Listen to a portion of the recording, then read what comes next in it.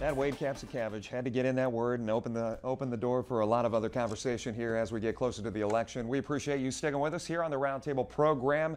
As I said at the top of the show, numbers just staggering. In fact, let me show you at home exactly what we're talking about.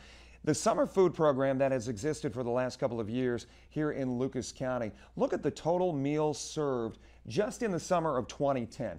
Just about 1,600. You flash ahead to the next year. Last year, over 45,000 once the word started getting out about this program and its existence.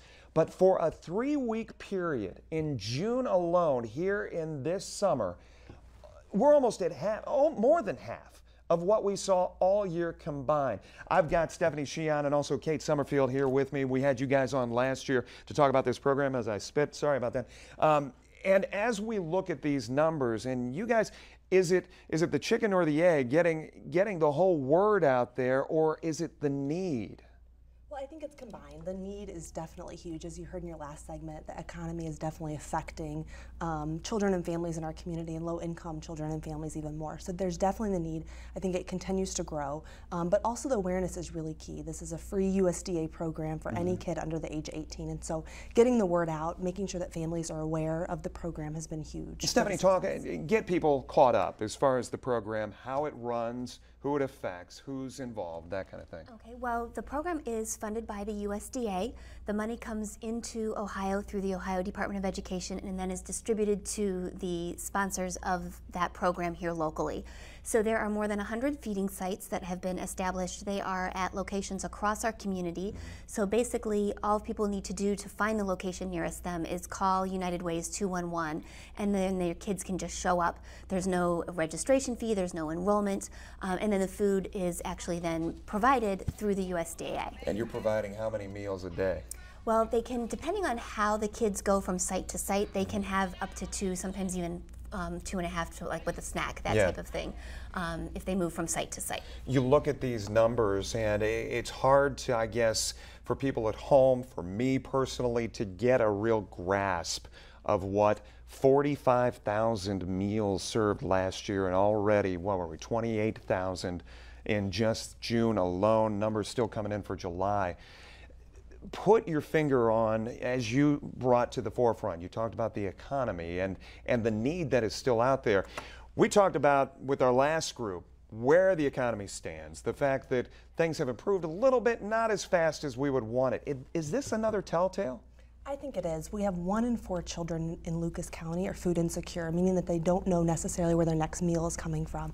When you look at our numbers of children in poverty across Lucas County, the unemployment rate, other factors certainly play a role into that. And so, you know, we in the social service industry really are concerned about that need and it getting worse. You could go to Westfield, Franklin Park Mall, line up 4 kids, and one of those kids in that line, chances are, if they are from Lucas County and at that mall at that exact time, but you look at them and one of them doesn't know where their next meal is coming from. Even more than that, 1 in 4, 25% of all children in Lucas County are obese or overweight, and so it's kind of counterintuitive. If we talk about hungry kids, you would think they would be malnourished, but when we look at food insecurity and the lack of access of healthy food, we're seeing a lot of kids who are low income, who don't know where their next meal is coming from, but also who are overweight or obese, because, you know, the cheaper the food, you know, the more that they're going to eat that. And so there's definitely a correlation between hunger and obesity in our community that we have to tackle. Well, and I think you hesitated in saying it, but the less expensive the food, a lot of times, the more calories. Absolutely, and it's filling. That's fact. Yeah, if I'm a hungry mom and I'm trying to feed my kids, I'm of course going to feed them something that's filling. Yeah. I can buy a $1 double cheeseburger or a $1.25 apple. There's real caloric value issues. As we look at this program and going forward, is the funding drying up? Is it there? What needs to be there is there? Are there concerns that it won't be there? There are a few concerns, quite frankly, when you look at the Farm Bill that the Congress is negotiating. That is where all of the funding for this particular program comes from. So always concern about that when you're talking at the national level about cuts and things.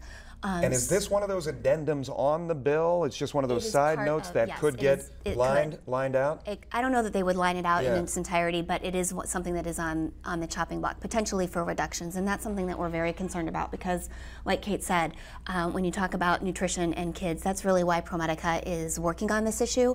And we have partners at the national level with Share Our Strength and several other organizations that we partner with who do a lot of that advocacy for us in Washington and talk about the fact that kids who are obese have a higher chance of their obesity issues, for heart disease, for diabetes, for things that we haven't seen in kids in decades past. And so as a hospital and a healthcare system, those kinds of things for our kids are really, really concerning. If people are out there, they're listening, and obviously the summer days are dwindling, sadly enough. I almost broke down on set earlier this week when I started thinking about it. But if they want to get involved, if they still want to take advantage of this, how do they do so? I know you mentioned 211 earlier. So if there's children or families who are looking for summer feeding sites, they can call 211 or get online and find the closest site towards them.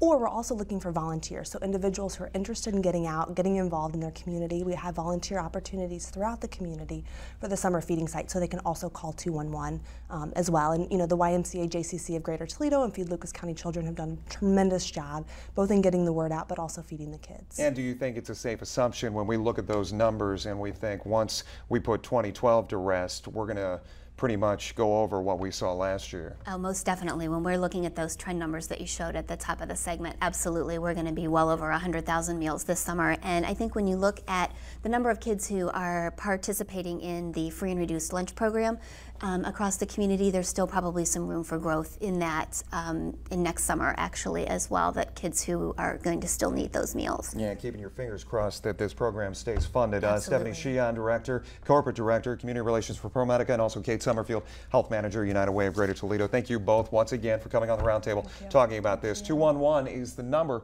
if you do have interest in getting some involvement in the summer food program. We'll be back, wrap things up for this Sunday right after this.